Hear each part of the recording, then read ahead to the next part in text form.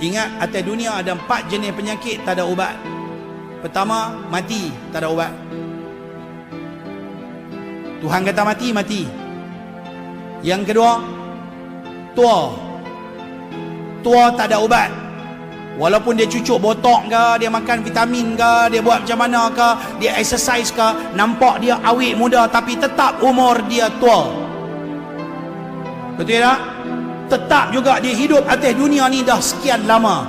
Tua tetap tua, umur kita takkan berkurangan. 2. Yang ketiga, penyakit tak ada ubat. Tadi sebut, bila makan 2 biji mata tengok kita tak semawa, Allah bagi bala penyakit tak ada ubat. Yang keempat ni saya nak sebut, yang disebutkan sebagai ain. Ain ini adalah mata dengki. Mata dengki ni tuan-tuan, mana-mana tempat kita pergi ada mata dengki. Sebab tu disuruh supaya kita tutup sikit kita punya nikmat. Macam mana?